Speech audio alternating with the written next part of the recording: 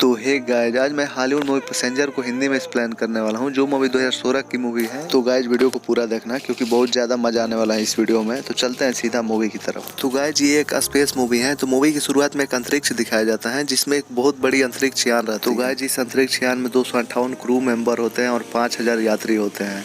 तो गाइज ये सभी स्लीपिंग चैम्बर में सोए होते हैं। तो स्लीपिंग चैम्बर का मतलब ये होता है गाइज कि इसमें व्यक्ति जितना साल का रहेगा उतना ही साल का मतलब 10 साल बाद भी रहेगा। मतलब अगर कोई व्यक्ति 25 साल का है और वो स्लीपिंग चैम्बर में सोता है और उसे अगले 100 साल बाद उठाया जाए उस स्लीपिंग चैम्बर से, तो वो 25 साल का ही रहेगा। मतलब कोई परिवर्तन नहीं होगा।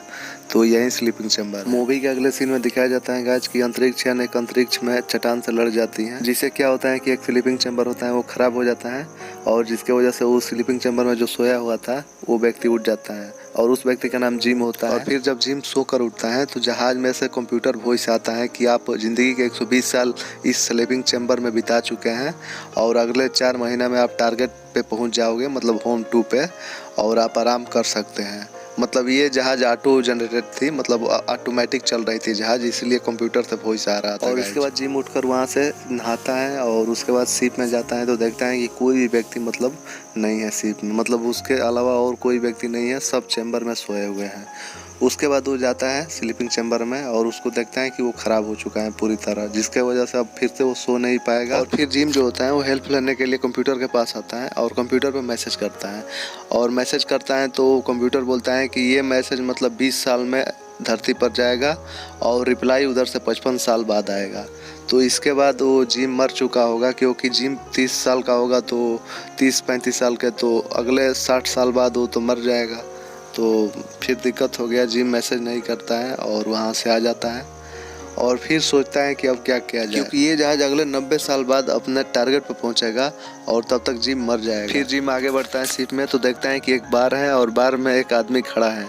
तो जिम उस आदमी को देखकर बहुत ज़्यादा खुश होता है, लेकिन जब वो पास में जाता है तो देखता है कि वो आदमी नहीं, एक रोबोट है और उसका नाम आर्थर है। इसके बाद जिम जो होता है गाइस वो कंट्रोल रूम में जाता है और वहाँ के दरवाजे को तोड़ने लगता है ताकि वो क्रू मेंबर को जगा सके और उनसे बता सके, लेकिन ऐसा नहीं होता है, वो तोड़ ही नहीं पाता है। और फिर वो उस रोबोट के पास जाता है, आर्थर के पास, और उससे हेल्प मांगता है कि मैं क्या करूं। इसके बाद जो रोबोट होता है आर्थर, वो आर्थर बोलता है कि आपके बस के बाद जो नहीं है उसे छोड़ दीजिए और आप अकेले शिप में हैं, आप यहाँ मज़े लीजिए ज़िंदगी के और यहाँ सब कुछ तो है ही। और इसके बाद आर्थर के बात मान लेता है जिम, और जिम अब शराब पीने लगता है, गेम खेलने लगता है और सब कुछ करने लगता है जो करना चाहिए और पूरे मज़े से ज़िंदगी शिप पे कटाता है।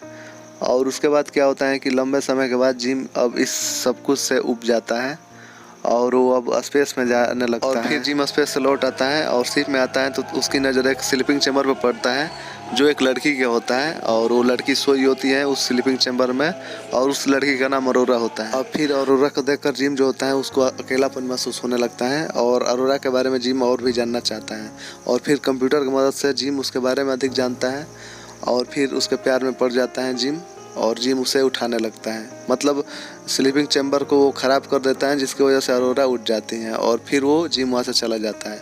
जब अरोरा उठकर आती है शिप में तो देखता है, अरोरा उसको देखती हैं तो जिम आकर उसे अनजान बनते हुए पूछता है कि तुम भी उठ गई। जिम जो होता है अरोरा को बताता है कि इस शिप में हम ही 2 मतलब जगे हुए हैं, बाकी सब सोए हैं और ये शिप जो है अगले 90 साल बाद टारगेट पर पहुँचेगी और तब तक हम मर जाएंगे। ये सुनकर अरोरा होती है, घबरा जाती है।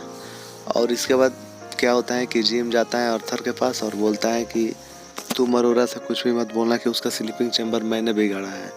और वो वहाँ से चला जाता है और फिर जो अरोरा होती है वो भी आती है और कंट्रोल रूम का दरवाज़ा तोड़ना चाहती है लेकिन नहीं टूट पाती। इसके बाद क्या होता है कि आर्थर और जिम जो होते हैं काफ़ी मिलजुल जाते हैं और आर्थर जो होती है वो एक रिपोर्टर होती है और जिम के मतलब इंटरव्यू लेना चाहती हैं। फिर जिम के इंटरव्यू लेती हैं तो जिम बताता है कि वो एक मैकेनिक है और सस्ते टिकट मिला तो इसलिए वो शिप में आ गया।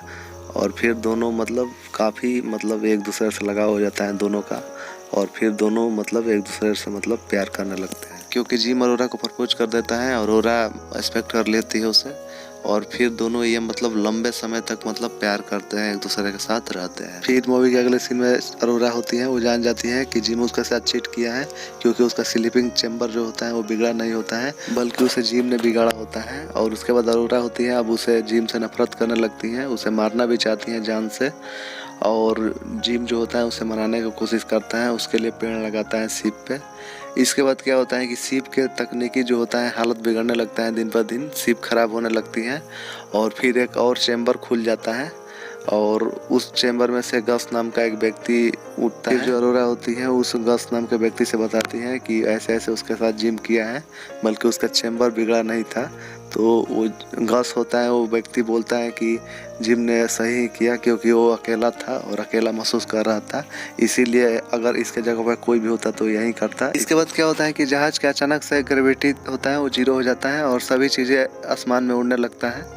और फिर क्या होता है कि ये तीनों मतलब खोज में लग जाते हैं, मतलब गस और अरोरा और जिम की आखिर शिप में क्या गड़बड़ी हो गया है। इसके बाद क्या होता है कि गस जो होता है वो मरने वाला होता है क्योंकि उसके बहुत ज़्यादा बीमारी होता है। और फिर वो जिम को बुलाकर कहता है कि वो मरने वाला है और इसलिए वो अपना आईडी देता है कि वो इस आईडी से जहाज़ को एक्सेस कर सकता है। और उसके बाद गस मर जाता है।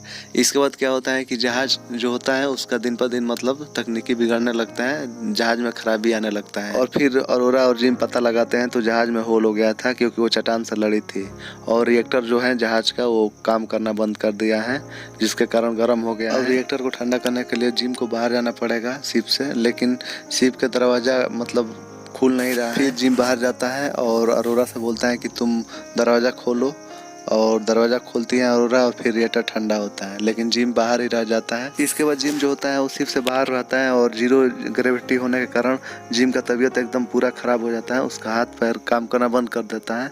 और फिर अरोरा उसे बाहर से जैसे तैसे लाती हैं और उसे डिस्पेंसरी में रखती हैं। और इसके बाद हालत इसका जिम का बहुत ख़राब हो जाता है और फिर धीरे धीरे अरोरा उसको ठीक करती हैं। इसके बाद जिम जो होता है पूरी तरह ठीक हो जाता है और इसके बाद वो गस का आईडी की मदद से एक स्लीपिंग चैम्बर ठीक कर देता है।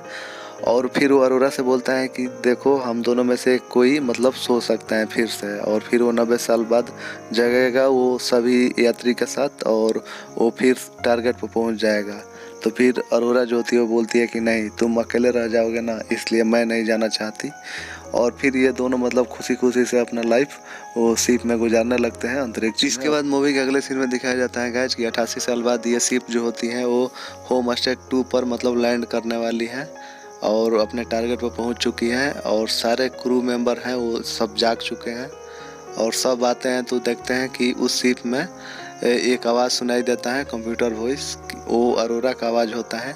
और वो बोलती हैं कि आप लोग जब सोए हुए थे तो हम लोग मतलब जगे हुए थे शिप पे और काफ़ी एंजॉय किया शिप पे, मतलब सारी ज़िंदगी इसी शिप पे बिताए। और ये सब बातें अरोरा मतलब एक डायरी पर लिखती थी और ये मतलब एक आवाज़ था। और अब तक तो अरोरा और जिम मर चुके होते हैं क्योंकि 90 साल बाद ये शिप लैंड की है। और यहीं पे मूवी समाप्त हो जाती है गाइज।